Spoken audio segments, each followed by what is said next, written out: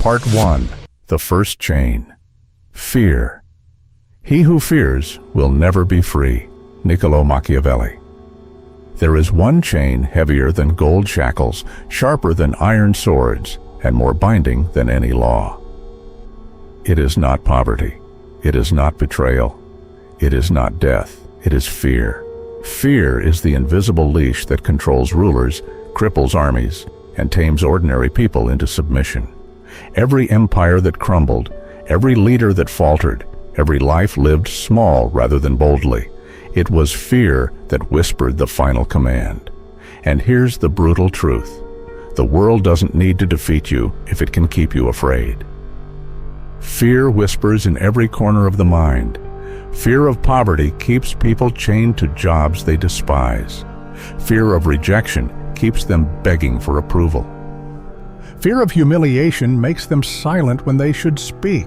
Fear of death makes them betray their own values just to survive another day. Men bow before it, rulers bend to it, armies crumble under it. Machiavelli saw this clearly in Renaissance Florence. Fear governs humanity more effectively than laws or morality. But what happens when a person has no fear? What happens when threats, exile, even death itself cannot move them? They become untouchable. They become something society cannot anticipate, cannot bribe, cannot bend. And that is why fearlessness is more terrifying than cruelty, more dangerous than betrayal, more powerful than wealth. Let me tell you a story. Once, in a fractured Italian city-state, a young prince inherited the throne after his father's sudden death. He had money, soldiers, and advisors at his disposal, but he had one flaw. He was terrified of betrayal. Every whisper in the court shook him. Every ally looked like a potential traitor. He delayed decisions, waiting for reassurance. He sought approval in every move. And because he was so predictable in his fear, his enemies played him like a puppet. When a rebellion finally came, he hesitated. He feared punishing conspirators, afraid of appearing cruel. He feared taking bold risks, afraid of failure. And, in that hesitation, the rebellion grew stronger. Within months, the cowardly prince was overthrown. Machiavelli later wrote about rulers like him, those who feared ridicule, feared cruelty, feared making enemies, and his judgment was ruthless. Such men destroy themselves. The lesson is timeless. Fear is not just an emotion. It is a blueprint others use to control you. Ask yourself this: what fear still controls you? Is it the fear of being alone? The fear of losing respect? The fear of failure? Whatever it is, that is the chain around your neck. That is the leverage others can use against you. Your boss knows you fear losing your job. Your partner knows you fear losing their love. Society knows you fear shame and exile. That's why they control you without lifting a sword. Machiavelli understood this better than anyone. He argued that wealth, loyalty, and even armies were fragile, but fearlessness, that was eternal. A ruler who does not fear assassination cannot be coerced. A man who does not fear exile cannot be manipulated. A soldier who does not fear death cannot be defeated. The fearless man is an anomaly, a paradox. He is inevitable. His enemies hesitate. His allies trust him instinctively, and society itself recalibrates around his presence. That is why Machiavelli whispered through the centuries, fearlessness is the most dangerous trait of all. I'll admit something. When I was younger, fear ruled me too. I was afraid of confrontation, afraid of being misunderstood, afraid of losing approval. So I explained myself constantly. I overcompensated. I avoided risks. And yet, the more I tried to avoid fear, the more it controlled my ressent. People sensed my hesitation. They pushed boundaries because they knew I feared rejection. They demanded more because they knew I feared being seen as selfish.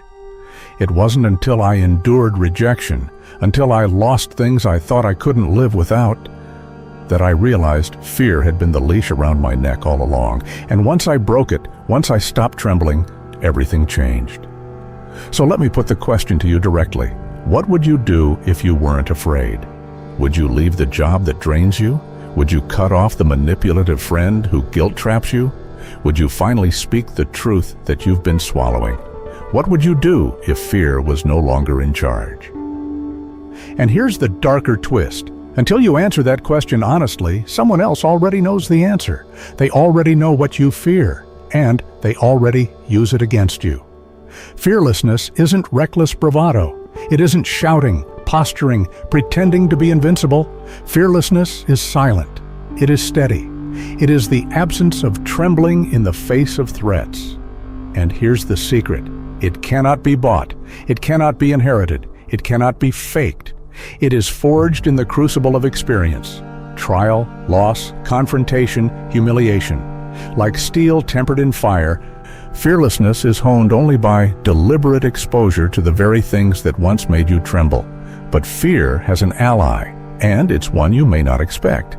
It hides not in shadows, but in the mirror. It is vanity, the obsession with appearances, approval, reputation. Vanity is fear's silent twin, binding even the strongest men to the judgment of others. Because if you cannot endure being hated, misunderstood, or mocked, you will never be free. And that is where our journey leads next. Fear governs the world, but the fearless, those rare few who cut the leash, become anomalies, forces of inevitability. They are not owned by fortune, approval, or intimidation. They bend for no one. So here is your first challenge. Name the fear that still controls you, and then imagine yourself without it. Because until you kill fear, you will never taste freedom. And in part 2, we will confront its twin, the vanity that makes men slaves even after fear is gone. Part 2. Vanity, the hidden slave master. A prince who relies on appearances will fall, for men are easily deceived by what they see, but truth pierces through. Niccolo Machiavelli. Fear may be the leash that holds humanity in place, but vanity is the invisible armor that enslaves even the strongest. If fear keeps men trembling, vanity keeps them performing, obsessed with reputation, applause, and the fragile reflection of self in the eyes of others. Vanity is subtle, seductive, and devastating. It doesn't roar like fear. It whispers. It makes you crave being liked, admired, remembered. And in that craving, you become predictable, controllable, and weak. Imagine a general on the battlefield who hesitates, not because he lacks strategy, but because he is terrified of how history will judge him. Instead of saving his soldiers, he worries about looking cowardly. Instead of acting with clarity, he acts for applause. And because of that hesitation, he loses the battle. Now imagine a leader who spends more time polishing his image than protecting his people. He fears mockery more than he fears betrayal. He fears headlines more than he fears reality. Such leaders collapse, not because of cruelty, but because vanity paralyzes them when resolve is needed most. Machiavelli warned us, rulers who live for appearances destroy themselves. I've fallen into this trap myself. There was a time when I cared more about being admired than being respected. I measured my worth by how many people approved of me, how many compliments I received, how many smiles I collected. And so I performed. I gave more than I had. I sacrificed what I didn't want to give, and I bent myself into shapes I couldn't sustain, all to avoid being misunderstood or disliked. But vanity is a cruel master, because the more you feed it, the hungrier it becomes. The moment you stop performing, the applause fades. And when the applause fades, the panic begins. It took me years to realize that chasing admiration was just another form of slavery. I wasn't free. I was a puppet, dancing for approval I didn't even respect. Here is the brutal truth. To cultivate true fearlessness, you must shatter vanity completely. You must be willing to be mocked. You must endure being hated. You must play the villain in someone else's story, because the man who fears losing face is no freer than the man who fears losing his life. Machiavelli wrote that a prince who bends to public opinion is doomed. The truly strong ruler acts with clarity, even if the crowd calls him cruel, arrogant, or heartless. And the same principle applies to you. If you live for applause, you will betray yourself to keep the cheering alive. If you fear ridicule, you will bend whenever someone threatens your image. Breaking vanity is like shattering a mirror. At first, the shards cut. You bleed. The old self, the performative, fragile, approval-hungry version of you, screams as it dies. But in that bleeding comes rebirth. The man who emerges is no longer tethered to the fragile cage of social expectation. He is untouchable, not because he is universally loved, but because he is irreducible. Mock him, and he grows stronger. Shame him, and he does not bend. Whisper behind his back, and he walks forward unshaken. When vanity dies, fear loses its grip, and in its place rises clarity. If you think vanity is only for princes and rulers, look around. Social media is a vanity machine. Every post, every like, every comment is a drug. People live not for truth, but for applause. They shape their lives for optics, not outcomes. And what happens when the applause stops? Panic, depression, collapse. That's the cost of vanity. When your identity depends on approval, you are never free. But imagine detaching completely. Imagine posting the truth and not caring if people hate you for it. Imagine living boldly, acting decisively, even if the crowd boos. That's not arrogance. That's freedom. Machiavelli's advice to princes was cold but liberating. Accept being hated. If cruelty secures stability, embrace it. If ridicule follows truth, endure it. If enemies call you heartless, let them. Better to be feared and respected than loved and forgotten. Better to act with clarity and survive than to perform for approval and perish. The courage to be misunderstood is the heart of power. So let me ask you, what chains you more right now, fear or vanity? Do you fear rejection or do you crave applause? Do you tremble at the thought of being hated, or do you panic when people stop admiring you? What would you do if you didn't care about reputation? If you were willing to be the villain? If you stopped performing entirely?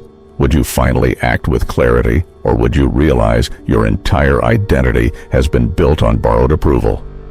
Vanity dies in one way only: confrontation.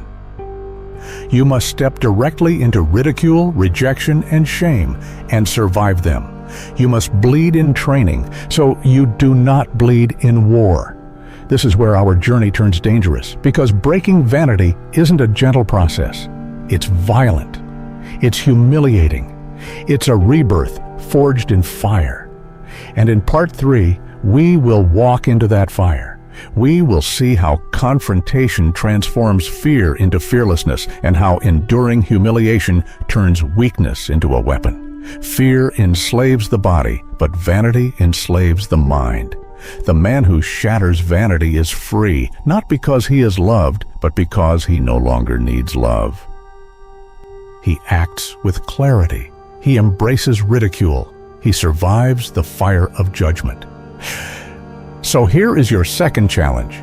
Dare to be misunderstood. Dare to be hated. Dare to walk forward even when the crowd boos, because the moment you stop performing, you stop being owned. And in part 3, we enter the forge, the brutal crucible of confrontation where fearlessness is born. Part 3, Fire and Steel. Confrontation as the forge. Never was anything great achieved without danger. Niccolo Machiavelli. Fear chains men. Vanity enslaves them. But how do you kill both? You don't kill fear by hiding from it. You don't shatter vanity by avoiding shame. You kill them by walking into fire, by confronting the very things that once made you tremble. Imagine a warrior training in the dead of night. He knows the battlefield will demand more than skill. It will demand resilience. So he bleeds in training. He falls, he gets humiliated, he endures every form of pain in practice. Why? Because every drop of blood shed in training saves him from collapse in war. Machiavelli understood this principle. Fear cannot be studied away. it must be confronted. Princes rehearsed betrayal in their minds. They imagined exile, the noose, the poisoned cup. By facing these terrors before they arrived, they stripped them of their power. Fear dies not in theory, but in practice. The same is true now. Think of the entrepreneur who faces rejection 100 times before succeeding. Every no hardens him until rejection is just noise. Or the activist who endures ridicule for speaking truth. Each insult sharpens resolve until shame loses its sting. Or even in personal life, the man who finally speaks his truth at the risk of losing friends. The woman who walks away from manipulation, ready to face loneliness. Confrontation transforms weakness into armor. What once paralyzed you becomes routine. I learned this lesson the brutal way. I remember standing in a room where I was outnumbered, attacked verbally, shamed for daring to speak against the grain. Every instinct in me wanted to defend myself, to beg for understanding, to run. But I stayed. I let the fire burn, and when the storm passed, I realized something shocking. I was still standing. The fear I thought would kill me didn't. The humiliation I thought would ruin me didn't. And the people who tried to break me, they looked smaller afterward because I had endured what they feared most. Here is the secret. Pain is alchemy. Each confrontation slices away a fragment of fear until the monster shrinks into something laughable. Each humiliation endured dissolves vanity until the applause loses its hold. It's violent. It's ugly. But it's the only way. The man who bleeds in training walks into war fearless. The man who has already faced loss walks into betrayal unshaken. The man who has already endured mockery speaks truth without trembling. Confrontation is not recklessness. It is deliberate transformation. Picture this. A man walks into fire. Not literal fire, but the flames of loss, ridicule, and pain. He doesn't scream, he doesn't flinch, he doesn't even explain. The crowd mocks him. The critics throw stones.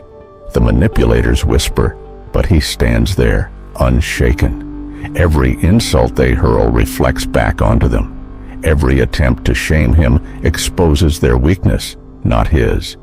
And then silence falls. Because everyone in the room realizes something chilling. This man cannot be broken. He has already faced their weapons. He has already endured what they fear, and that makes him terrifying. Now pause. Ask yourself, could you stand in that fire? Could you let yourself be hated, ridiculed, misunderstood, and not bend? Because until you do, someone still owns you. This is where Machiavelli's genius shines. He knew that confrontation doesn't just free you, it weaponizes you. When you refuse to bow to threats, those who threaten lose their leverage. When you refuse to break under ridicule, those who shame you lose their power. When you refuse to collapse under rejection, those who control with approval panic. Your calmness in chaos becomes a mirror, reflecting terror back onto everyone else. So, what would you do? Would you stay silent in the face of humiliation? Would you endure rejection without begging? Would you welcome loss instead of fearing it? Or would you crumble like most do, explaining, apologizing, running back into the chains of fear and vanity? Because here is the Machiavellian truth. The world will keep testing you until you stop flinching. But confrontation alone isn't enough. Yes, it burns fear. Yes, it kills vanity. Yes, it makes you harder, stronger. But there is one final step before you can become truly untouchable. You must sever the deepest chain of all, attachment. Because as long as you cling to wealth, approval, reputation, even life itself, someone will always have a chain to pull. And in part 4, we'll step into this darkest revelation. Detachment. The crown of the untouchable. The weapon that makes betrayal powerless. The paradox that transforms mortality into sovereignty. Fear is killed through confrontation. Vanity is shattered in humiliation. Pain is the fire that forges steel. So here is your third challenge. Step into discomfort deliberately. Chase rejection. Speak the truth, even if it earns you enemies. Endure humiliation until shame loses its teeth, because every confrontation strips away another chain. And every chain broken brings you closer to the one truth Machiavelli whispered from the shadows. The man who fears nothing is untouchable. And in part 4, we'll see why, when you hold nothing, you finally hold everything. Part 4. Detachment, the crown of the untouchable. He who has nothing to lose fears nothing. Niccolo Machiavelli. The most dangerous man is not the strongest, the richest, or even the most intelligent. The most dangerous man is the one who has let go. Because what can you threaten the man who does not cling? What leverage do you hold over the man who doesn't fear loss? Detachment is not numbness, it's sovereignty. It's the crown that makes you untouchable. People think chains are made of iron. They're not. They're made of attachment. The man who clings to wealth can be bribed. The man who clings to reputation can be shamed. The man who clings to approval can be manipulated. The man who clings to safety can be controlled. Detachment doesn't mean you own nothing. It means nothing owns you. Machiavelli knew this. Princes were toppled not by their enemies, but by their attachments, to luxury, to loyalty, to appearances. The ruler who could not detach was predictable. And the predictable ruler was doomed. History gives us countless examples. A general once faced betrayal in his own ranks. His officers threatened to abandon him unless he yielded to their demands. Most rulers would have begged, bargained, compromised. But this man, he looked at them coldly and said, "Leave then, I will win with whoever remains." Half the officers fled, expecting his downfall. But his detachment, his willingness to walk alone, terrified the rest. The army stayed loyal, not because he pleaded, but because he proved he could lead without needing them. His absence of fear was more commanding than their loyalty, and he won. I remember the first time I realized the weight of attachments. I was clinging to a friendship that had already died. I kept giving, kept explaining, kept trying to revive something that was draining me. Why? Because I was attached to the idea of loyalty, to the appearance of harmony.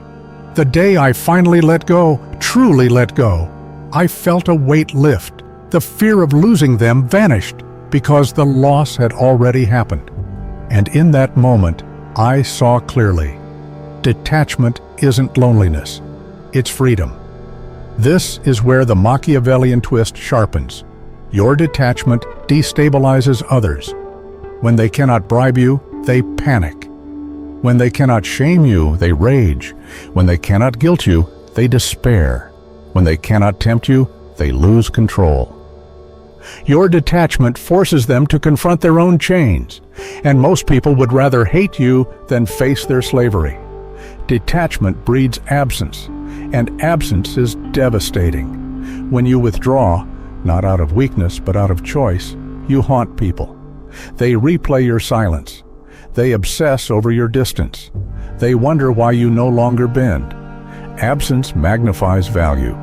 Presence makes you predictable, but absence makes you unforgettable. This is why rulers who retreat strategically return stronger, why lovers who walk away suddenly seem more desirable, why employees who resign reveal their worth only after they're gone. Your absence says, "I am not owned," and that terrifies them more than your presence ever could. Here's the climax of it all. When you master detachment, you cannot be broken. Threaten to fire you, you'll rebuild. Threaten to exile you, you'll thrive elsewhere. Threaten to shame you, you'll endure ridicule. Threaten to kill you, you've already made peace with death. What can the world do to a man who no longer trembles?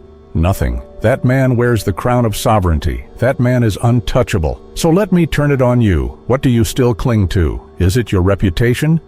Polished daily like fragile glass? Is it the approval of people who don't respect you? Is it the paycheck that drains you, the comfort that imprisons you, the loyalty that enslaves you? What would happen if you let it go? If you truly accepted loss, ridicule, rejection, even death itself, would you collapse? Or would you finally see that the chains were illusions all along? This is the truth Machiavelli concealed between the lines of The Prince. Fearlessness is not just courage, it is the annihilation of leverage. The untouchable man is not reckless. He still values wealth, reputation, love. But he does not depend on them. He uses them, but he is never owned by them. That is the paradox. By letting go, you hold everything. By fearing nothing, you become the one everyone fears. But detachment is not the end. It is the crown, yes, but the crown must rest on a foundation. And in part 5, we close this journey with sovereignty. The full transformation from chained to untouchable, from pawn to ruler of yourself. We'll tie every thread, fear, vanity, confrontation, detachment, into a single, ruthless philosophy of power. And we'll ask the question Machiavelli leaves hanging in the shadows. Was he too ruthless, or simply the only one honest enough to tell the truth? Fearlessness is born not in bravery, but in detachment. The untouchable man is not cruel. He is sovereign. He does not cling. He does not beg. He does not tremble. He wears absence like armor, detachment like a crown. So here is your 4th challenge. Release one chain. Let go of one thing you thought you couldn't live without, and see if the world still holds the same power over you. Because the day you let go is the day you become untouchable. And in part 5, we'll bring it all home, turning every principle into a ruthless code of sovereignty you can live by. Part 5, Sovereignty, Becoming Unforgettable. Whosoever desires constant success must change his conduct with the times. Niccolo Machiavelli.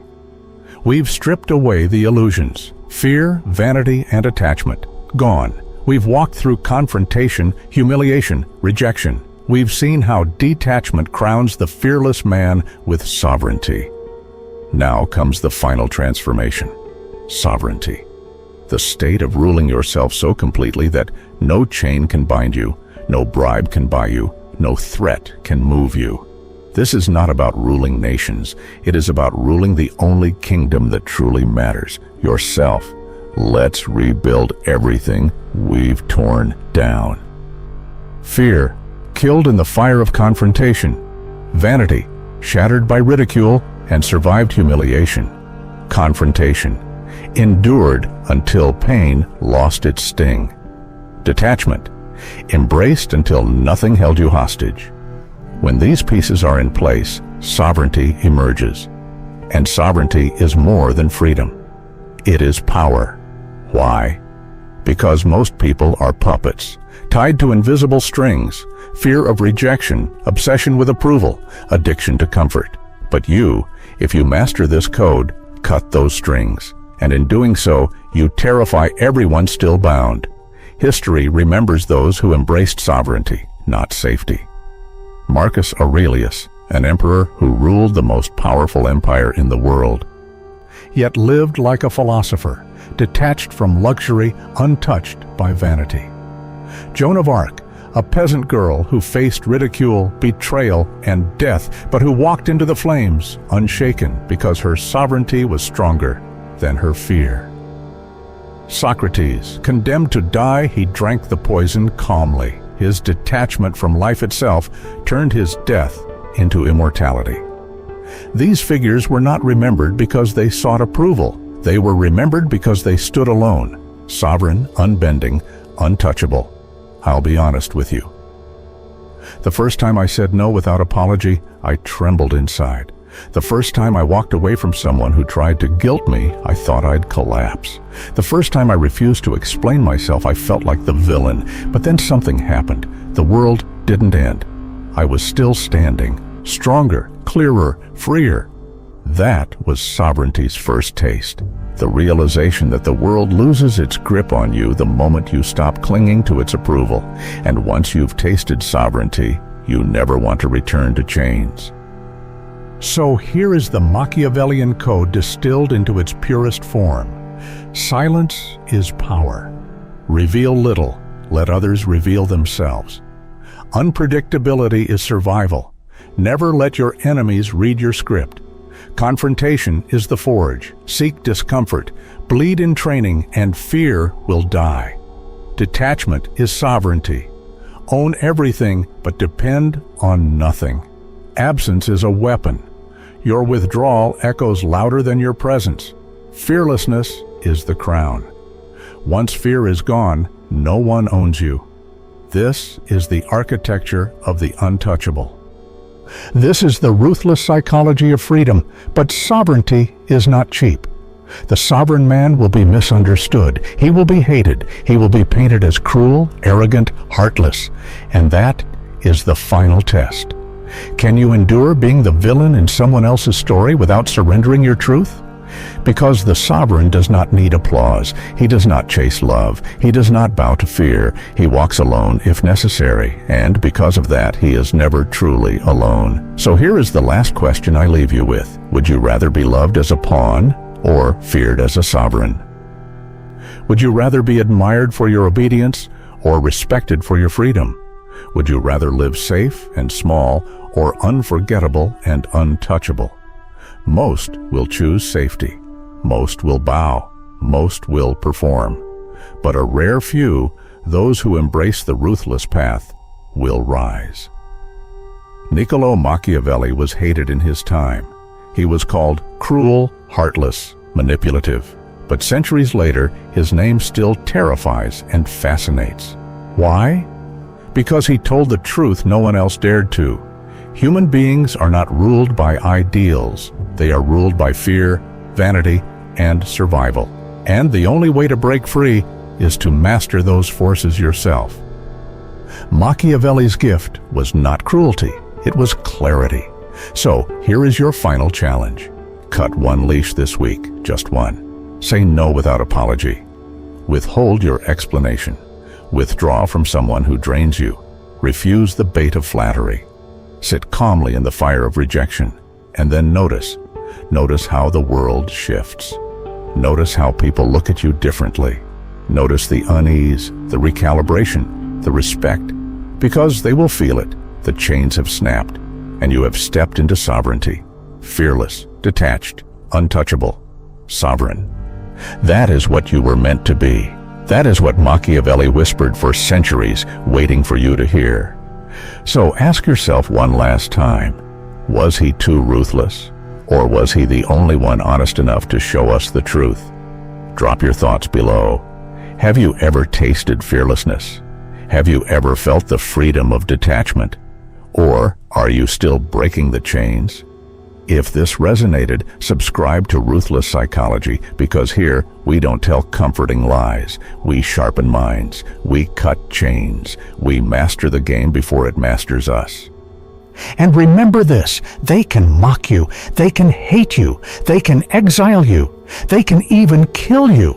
But the sovereign cannot be owned, and that is why the sovereign is unforgettable.